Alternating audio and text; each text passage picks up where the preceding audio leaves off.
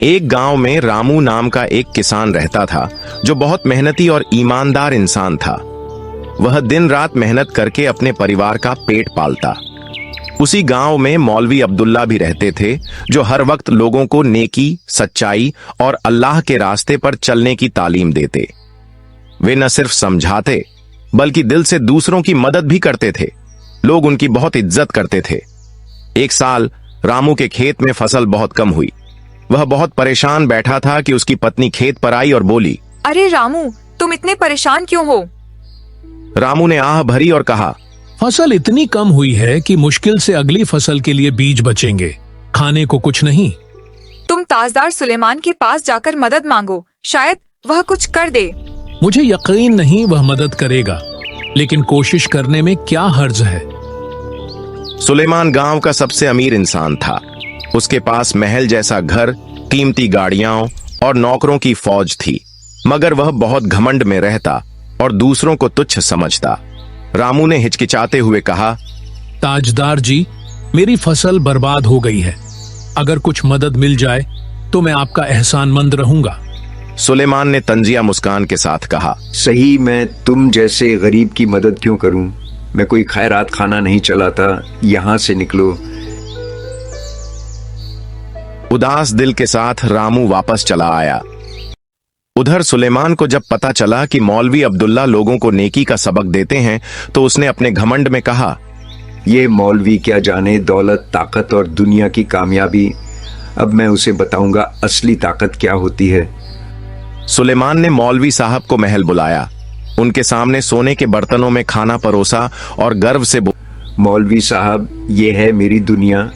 तुम जैसे लोग किताबों में ख्वाब देखते हो, मैं हकीकत में जीता हूँ। मौलवी साहब, जो जमीन पर चलता है उसे आसमान से गिरने का कोई डर नहीं होता। मौलवी साहब चुपचाप उठे और बिना कुछ कहे वापस अपने घर चले गए। कुछ दिनों बाद रामू मौलवी साहब के पास गया और मदद की गुजारिश की। मौलवी साहब ने बिना किसी हिचक के उसकी मदद की। रामू ने फिर से बीज खरीदे, जमीन जोती और मेहनत शुरू कर दी। उधर सुलेमान की जिंदगी का पहिया उल्टा चलने लगा। पहले कारोबार में नुकसान हुआ, फिर गोदाम में आग लग गई। धोखाधड़ी के मामले में जायदाद जब्त हो गई। बैंक ने सब छीन लिया।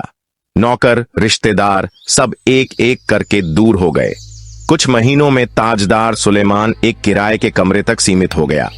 एक दिन वह सड़क पर थका हारा बैठा था कि मौलवी अब्दुल्ला वहां से गुजरे।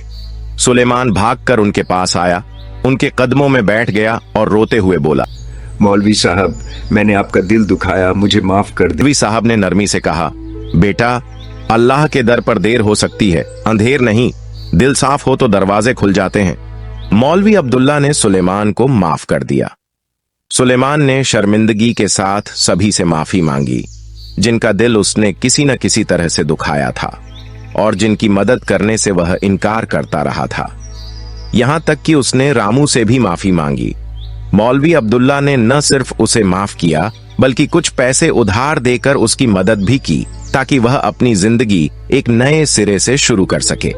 सुलेमान ने उन पैसों से एक फल की दुकान खोल ली और अब लोग उसे फल वाला सुलेमान कहने लगे। वह दिल ही दिल में सब कुछ समझ चुका था, लेकिन उसने चुप्पी साधे रखी और मेहनत से अपना काम करने लगा। जल्दी ही उसने मौलवी अब्दुल्ला का कर्ज चुका दिया। अब सुलेमान खुशी खुशी फल बेचता है और अपनी जिंदगी सादगी लेकिन इज्जत के साथ गुजार रहा है, क्योंकि उसे यह बात समझ आ गई थी कि सच्ची खुशी दूसरों के साथ भलाई और विनम्रता में ही है। नतीजा, जिंदगी में कभी किसी को छोटा मत समझो और न ही किसी की मुश्किल घड़ी में उसका मजाक उड़ाओ। जो आज कमजोर है कल वही संभल सकता है, और जो आज मजबूत है कल उसे भी किसी की मदद की जरूरत पड़ सकती है। सच्ची महानता दूसरों की मदद करने और माफी मांगने में है, न कि घमंड और बेरुखी में।